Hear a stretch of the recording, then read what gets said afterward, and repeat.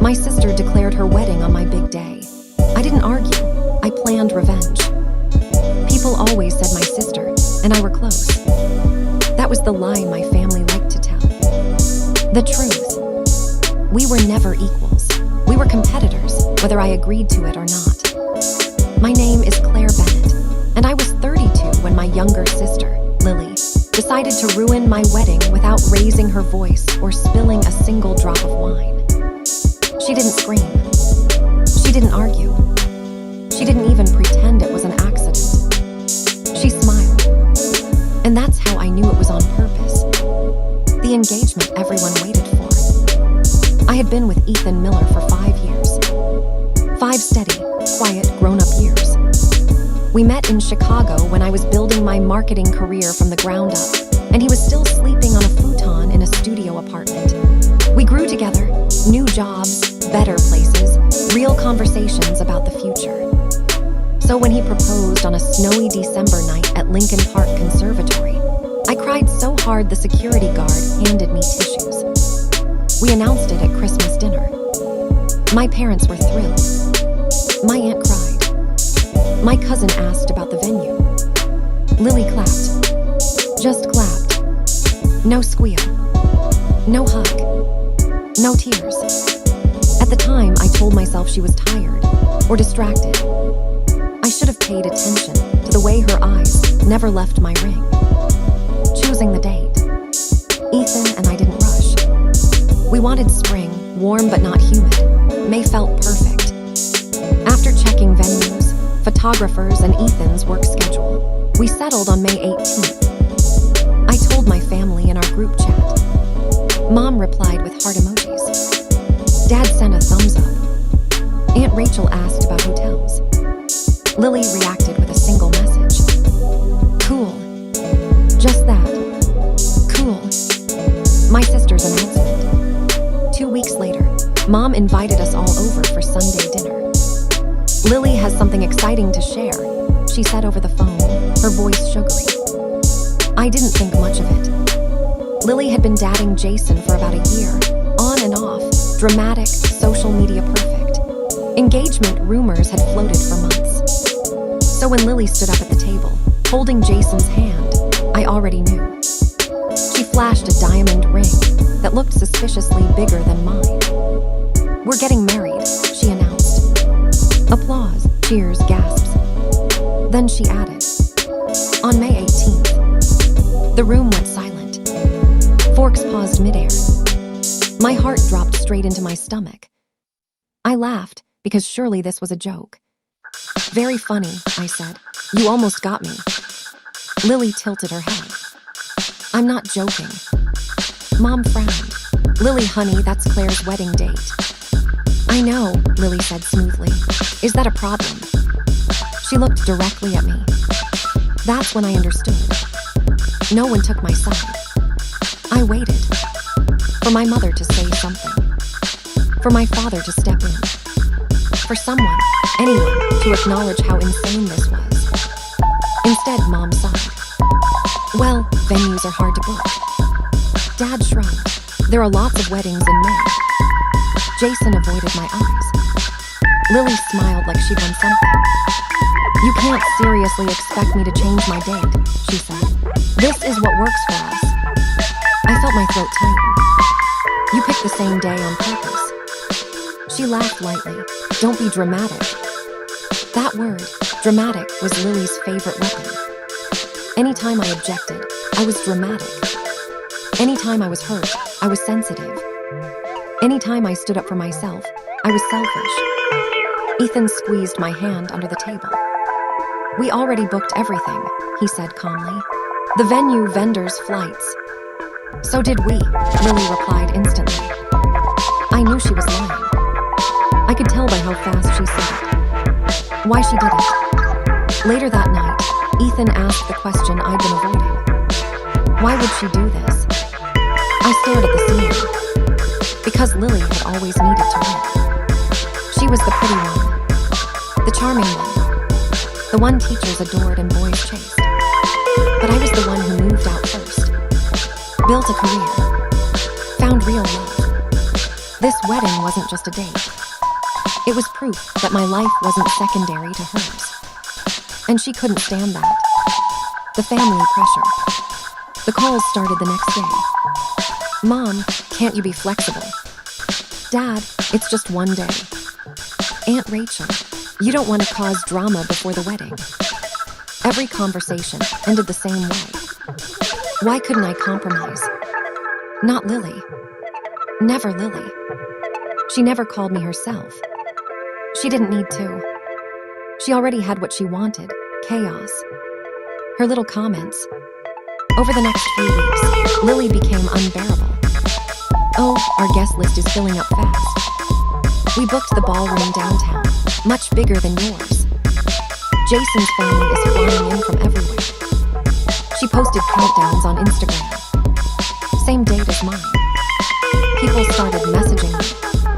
Are you really having your wedding the same day as Lily? Isn't that awkward? Who are you inviting? That's when I realized what she was really doing.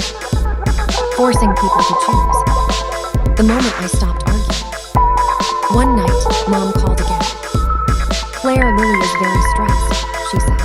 This competition is unhealthy. Competition. I almost laughed. I'm not competing, I said quietly. What? I'm planning. There was a pause. What does that mean? It means I won't argue about the date anymore. And I didn't. I stopped complaining. Stopped explaining. Stopped defending myself. I let Lily believe she'd won. That was my mistake, she thought. In reality, that was my advantage. The secret she didn't know. There was something Lily didn't know. Something no one in my family knew. Ethan's uncle, Robert Miller, was one of the most influential event investors in Illinois. Venues, catering companies, luxury vendors. And after Ethan and I helped him through a legal nightmare the year before, he owed us a favor. A big one. I called him the next morning. Uncle Rob, I said sweetly, how would you feel about helping me teach someone a lesson?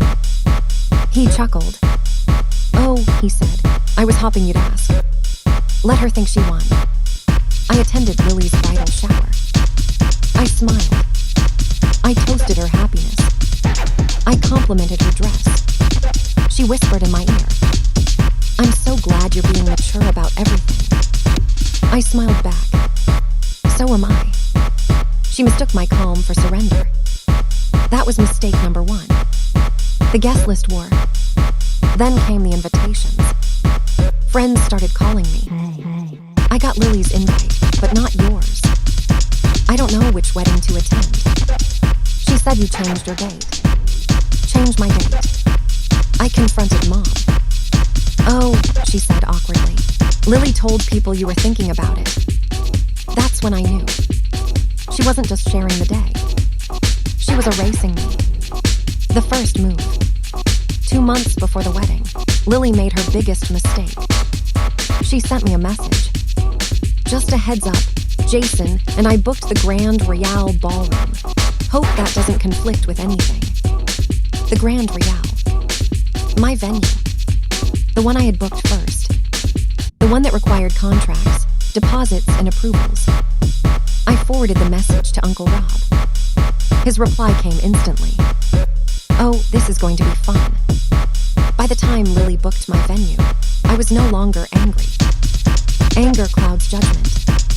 I was calm. And calm people don't lash out. They plan. The contract she never saw. The Grand Rial Ballroom wasn't just a venue. It was the venue. Crystal chandeliers, floor-to-ceiling windows, a skyline view of downtown Chicago. A waiting list so long most couples booked it 2 years in advance. Ethan and I had locked it down first. Signed contracts. Non-refundable deposits. Exclusive use clauses. Meaning, only one wedding per day. Lily didn't know that. She'd toured it through a junior coordinator. Someone who didn't have the authority to approve bookings, but loved bragging about connections. Jason probably thought his money smoothed everything. It didn't. Uncle Rob owned the parent company. And the moment he reviewed Lily's paperwork, he laughed. "She doesn't have a contract," he said. "She has a pending request." I smiled. Let it stay pending. Letting her dig deeper. I did nothing. No confrontation. No warning. No passive-aggressive text. I even sent Lily a congratulations card. She took that as confirmation she'd won. On social media, she escalated. Matching wedding hashtags. Same color palette as mine. Posts comparing venues. She even copied my dress designer. My mother called again. "Lily says you're upset, but pretending you're not." "I'm not upset," I replied honestly. I was excited. The invitations that changed everything. 3 weeks before the wedding, Lily's invitations went out. Mine had already been delivered weeks earlier. That timing mattered. Guests started noticing something strange. Same date. Same venue address. Different ballroom names. People started calling. "Claire, is this a joint wedding? Are you sharing the venue? Is this some kind of theme?" I laughed softly. "No," I said, "not at all." Confusion spread. And confusion is dangerous for liars. Jason's dad. Jason was the first crack. He cornered Ethan at a mutual friend's party. "Hey," he said, forcing a laugh. "Your wedding is at the Grand Royale too, right?" Ethan nodded calmly. "The Grand Royale Ballroom, exclusive booking." Jason's smile faltered. "What do you mean exclusive?" Ethan sipped his drink. "Means only one wedding that day." Jason went pale. That night, Lily called me for the first time in months. "Claire," she said, too cheerful. "Quick question." "Sure." "Did your venue mention anything about exclusivity?" I paused. "Oh," I said lightly, "didn't yours?" Silence. That was the moment panic entered her voice. She tried to fix it. Within days, Lily was frantic. Calling coordinators. Threatening reviews. Name-dropping connections. Too late. The Grand Royale officially confirmed my booking. Her reservation was denied. Jason's family was furious. Guests had flights booked. Deposits were lost. Lily screamed at my parents. "This is Claire's fault." Mom called me Claire. "Why didn't you tell her?" "Tell her what?" I asked. "That contracts matter." Dad was quiet. He finally understood. The backup venue disaster. Lily scrambled and booked a last-minute venue across town. A converted warehouse. No parking.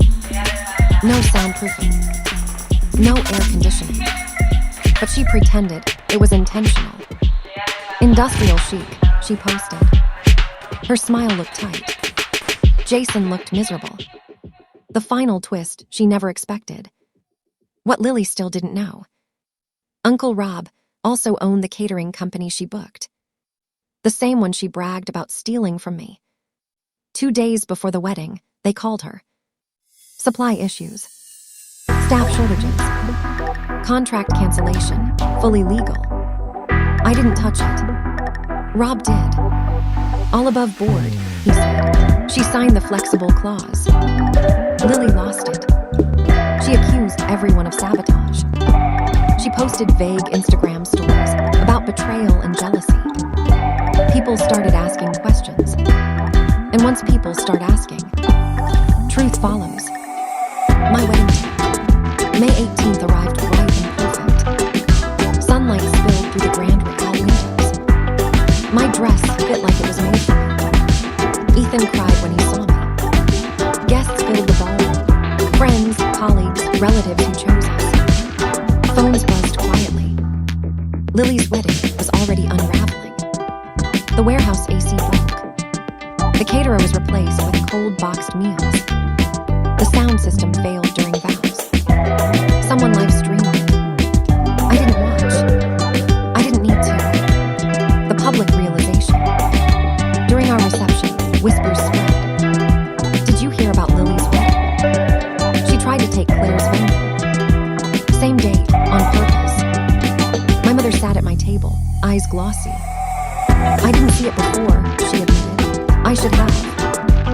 squeezed her hand. I know. That was enough. The marriage that did last. Jason left Lily 3 months later. He said the wedding showed him who she really was. Competitive. Spiteful. Obsessed with winning instead of building. The divorce papers were finalized quietly. No Instagram posts. No hashtags. The aftermath. Lily and I don't talk much now. There's no screaming feud. Just distance. And peace. My parents stopped asking me to be the bigger person. They learned what that phrase really costs. What I learned. Revenge isn't about screaming louder. It's about patience. About letting people expose themselves while you stay still. Lily wanted my day. She got her lesson instead. The ending. As Ethan and I danced under the chandeliers that night, he whispered, "You okay?" I smiled. I've never been better. Because I didn't lose my wedding. I gained my dignity. And she lost everything trying to steal what was never hers. The end.